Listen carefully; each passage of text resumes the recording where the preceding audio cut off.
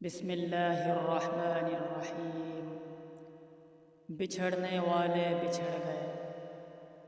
ابھی کل کی بات ہے جب میں اپنے کیمپ کے دائیں طرف بہنے والے برفانی نالے کے کنارے بیٹھا تھا۔ مسلسل ایک مہینہ وادی کے اندر رہتے رہتے اچانک خیال آیا کیوں نہ آج سیر کے لیے پہاڑوں کا سفر کیا جائے۔ چنانچہ بندہ اپنے ساتھ فرقان بھائی اور ساجد بھائی کو لے کر ظہر کی نماز کے فوراً بعد نکل کھڑا ہوا۔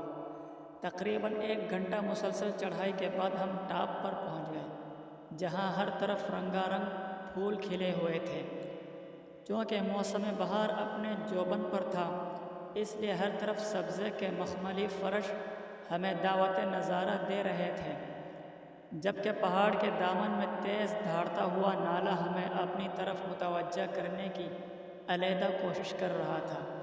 ہم جب ٹاپ پر پہنچے تو مجھے اپنے 1 ماہ قبل بچھڑنے والے ساتھی اچانک یاد آنے لگے۔ فرقان بھائی اور ساجد بھائی تو قدرت کے حسین مناظر سے لطف اندوز ہونے لگے، جبکہ میں سبزے کے فرش پر ایک چکنے پتھر پر ٹیک لگا کر بیٹھ گیا اور خیالات کی روش پر 1 ماہ قبل کے اس سفر کو یاد کرنے لگا جو میں نے اپنے 3 شہید ساتھیوں کے ساتھ کپواڑہ سے گاندربل تک طے کیا تھا۔ ہوا یوں کہ ہمیں خبر ملی کہ گاندربل کے گاؤں راران میں انڈین آرمی نے مقامی لوگوں پر بے انتہا ظلم کیے ہیں اور 3 جوانوں کو گرفتار کر کے قریبی چھاؤنی میں عارضی طور پر قید کیا ہوا ہے، اور وہاں کے ساتھیوں نے مجھے وائرلیس کے ذریعے خبر دی کہ 4 ساتھیوں کی ہمیں ضرورت ہے، باقی اس چھاؤنی پر کارروائی کی ترتیب مکمل ہے۔ چنانچہ میں نے اپنے کیمپ سے 3 ساتھیوں امجد بھائی، اظہر بھائی اور بدر بھائی کا انتخاب کیا اور اگلے دن بروز منگل صبح ناشتے کے بعد مختصر زاد راہ لے کر سفر پر روانہ ہو گئے۔ چونکہ یہ سفر مسلسل پہاڑی راستے سے طے ہونا تھا اور راستہ پرخطر تھا، اس لیے ہم نے ایمونیشن جس قدر ہو سکا ہم نے اپنے ساتھ لیا اور ہمارا سفر شروع ہو گیا۔ ہمیں اپنے کیمپ سے چلے ہوئے تقریباً 9 گھنٹے گزر گئے تھے، لیکن ابھی تک ہم مسلسل چل رہے تھے کیونکہ راستے میں وقفے وقفے سے ہمیں کئی جگہ فائرنگ کی آواز سنائی دے رہی تھی، اور ہمیں یہ بھی خبر ملی کہ چونکہ کپواڑہ سے گاندربل تک مجاہدین بکثرت اسفار کرتے ہیں، اس لیے اس راستے میں دشمن کے جاسوس بھی بڑی کثیر تعداد میں پائے جاتے ہیں، اس لیے ہم نے رکنا مناسب نہ سمجھا۔ اگلے دن تقریباً 2 بجے ہم پہاڑ کے اوپر بنے کشادہ میدان میں نماز پڑھنے کی غرض سے رک گئے۔ ہم نے تیمم کر کے نماز ظہر ادا کی اور ایک ساتھی کو پہرے پر کھڑا کر کے باقی ساتھی آرام کی غرض سے درختوں کے ایک جھنڈ میں سبزے کے فرش پر لیٹ گئے۔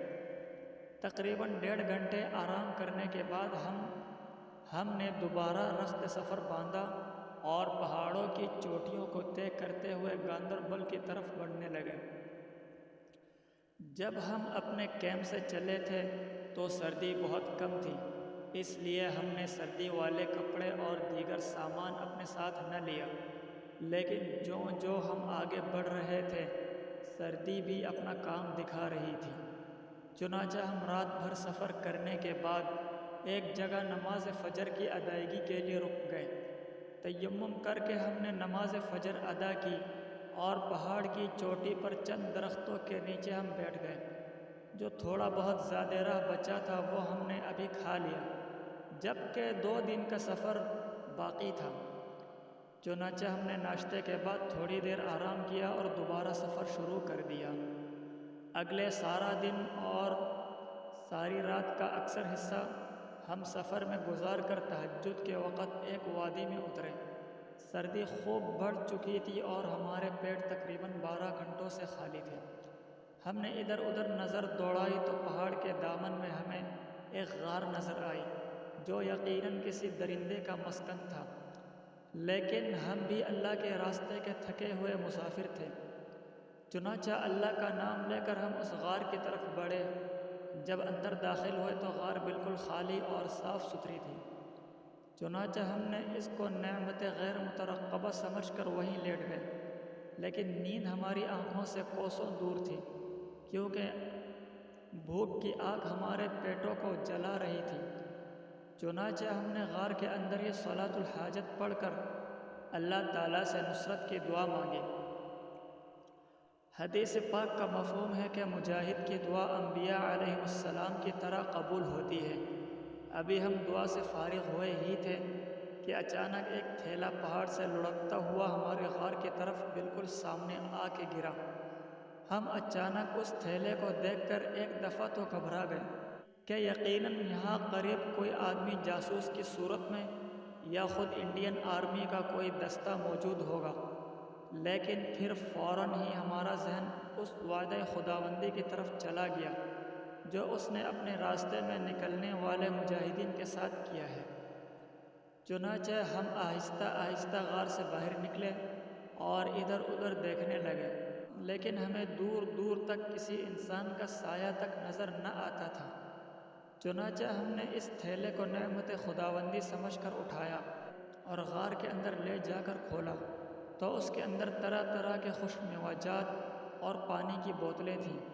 میں نے وہ خوراک ساتھیوں میں حسب ضرورت تقسیم کی۔ سب ساتھیوں نے پیٹ بھر کر وہ میوجات کھائے اور پانی پیا اور دل کھول کر اپنے مولا کریم کا شکریہ ادا کیا۔ کھانا کھاتے ہی سب ساتھی کو نیند آنے لگی، چنانچہ ہم پہرے کی ترتیب بنا کر سو گئے۔ تقریباً دن 11 بجے ہم نے بیدار ہو کر دوبارہ سفر شروع کیا اور اگلے دن شام 5 بجے گاندربل اپنے کیمپ تک پہنچ گئے۔ یہ سفر قدرے پرسکون رہا۔ کیمپ میں پہنچ کر ہم نے وضو کر کے نماز مغرب ادا کی۔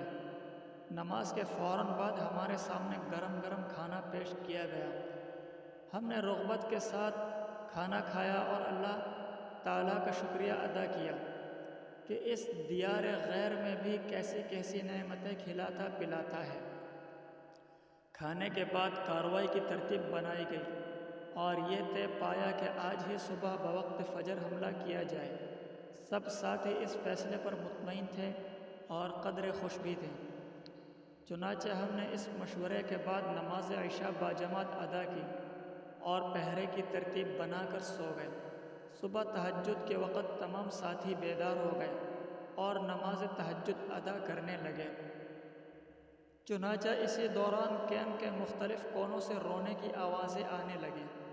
وہ ساتھی جن کو اس کارروائی میں شرکت کا موقع مل رہا تھا وہ اللہ پاک سے مناجات کر رہے تھے اور سجدوں میں پڑھ کر اپنے مولا کریم سے ملاقات کی درخواستیں پیش کر رہے تھے اور دھاڑے مار مار کر رو رہے تھے۔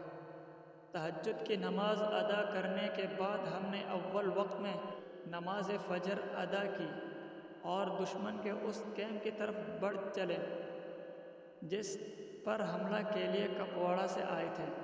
ہم کل 9 ساتھی تھے۔ چنانچہ اندھیرے اندھیرے میں ہم دشمن کے کیمپ کے دروازے پر پہنچ گئے۔